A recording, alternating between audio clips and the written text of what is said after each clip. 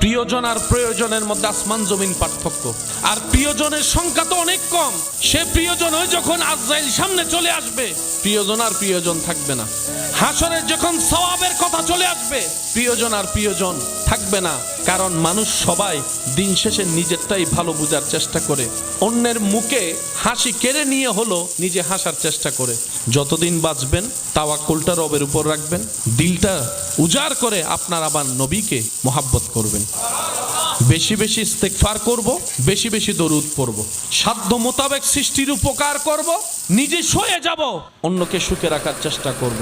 দেখবেন আল্লাহ তাআলা আপনার জীবনকে এমনভাবে সাজাই দিবে যেটা আপনি কল্পনা করেও পৌঁছাইতে পারবেন না। বলেন সুবহান।